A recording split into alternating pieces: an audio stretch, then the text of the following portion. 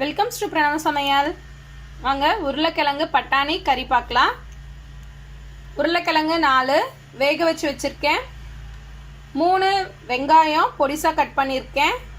1 தக்காளி, 1/4 மூடி தேங்காய், 1 குடமிளகாய், பச்சை பட்டாணி, பட்டை கிராம்பு தாளிப்புக்கு, பெருஞ்சீரகம், தனியாத்தூள் 2 ஸ்பூன், இஞ்சி பூண்டு 1 ஸ்பூன், காஷ்மீரி மிளகாய் தூள் எடுத்திருக்கேன். நார்மல் மிளகாய் தூளும் எடுத்துக்கலாம், அது 1 ஸ்பூன், கரம் மசாலா 1 ஸ்பூன், மஞ்சத்தூள், உப்பு.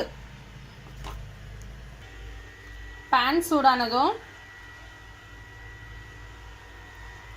3 ஸ்பூன் ஆயில் ஊற்றிக்கிறேன்.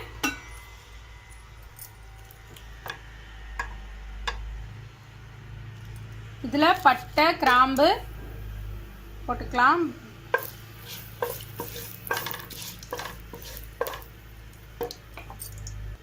வெங்காயம் சேர்த்துக்கிறேன். வெங்காயம் நல்லா ப்ரௌன் ஆகணும், அது வரைக்கும் நல்லா வதக்கிக்கலாம். வெங்காயம் வதங்கும் போதே உப்பு சேர்த்துக்கலாம்.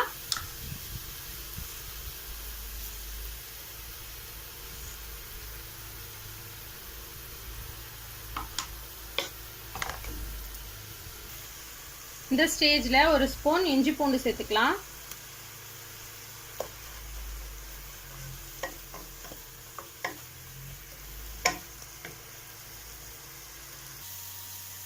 வெங்காயம் வதங்கிடுச்சு, தக்காளி சேர்த்துக்கலாம். 1 தக்காளி பொடிசா நறுக்கியிருக்கேன்.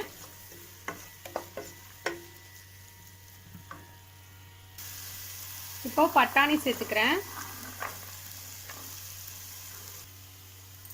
பட்டாணி நான் ஃப்ரெஷ் பட்டாணி எடுத்திருக்கேன், அதனால இந்த ஸ்டேஜில் சேர்த்துக்கிறேன்.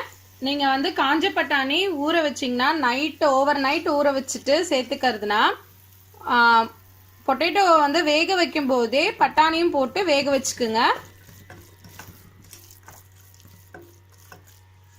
இது நல்லா ஃப்ரை ஆகட்டும். லைட்டாக எண்ணெய் பிரிஞ்சு வரும்போது மஞ்சத்தூள், கரம் மசாலா, மிளகாய் தூள், தனியாத்தூள் சேர்த்து நல்லா மிக்ஸ் பண்ணிக்கலாம்.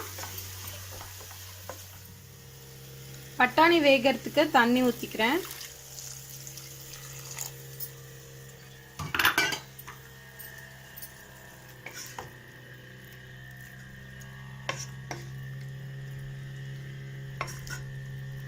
ஒரு 5 மினிட்ஸ் மூடி போட்டு வேக வச்சுக்கலாம்.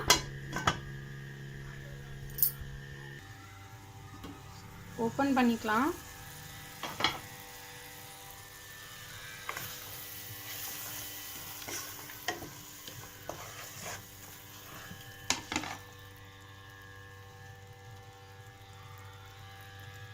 பட்டாணி கொஞ்சம் ஹாஃப் குக் ஆயிருக்கு. இந்த ஸ்டேஜ்ல மேஷ் பண்ணி வச்சிருக்க பொட்டேட்டோ சேர்த்துக்கலாம்.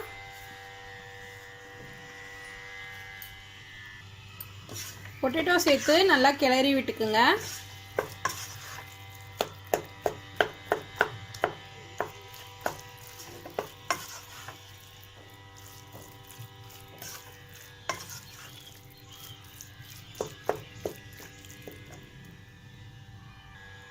கிரேவிக்கு எவ்வளோ தண்ணி வேணுமோ அந்த அளவுக்கு தண்ணி ஆட் பண்ணிக்கிறேன்.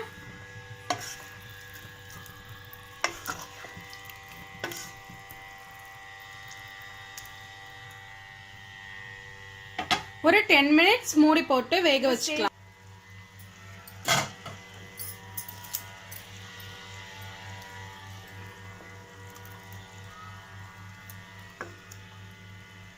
தேங்காய் சேர்த்துக்கலாம்.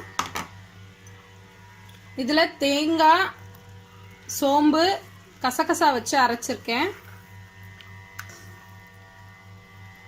திக்னஸ் கொடுக்கும்.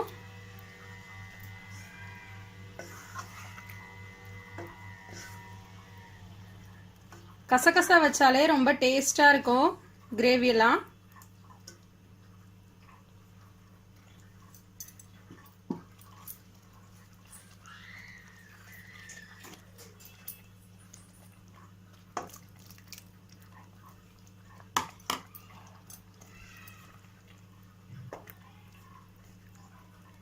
இந்த திக்னஸ் போதுனா இவ்வளோ வச்சுக்கலாம். இல்லை இன்னும் எனக்கு கொஞ்சம் தண்ணியாக வேணும்னா தண்ணி ஆட் பண்ணிக்கோங்க.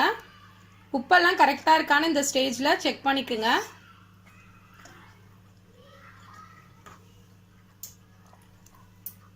லாஸ்ட்டாக கொத்தமல்லி தூவி இறக்கிக்குங்க.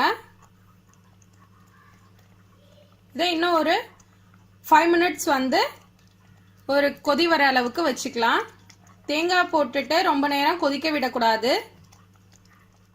இந்த ஸ்டேஜில் கொத்தமல்லி சேர்த்துக்கலாம்.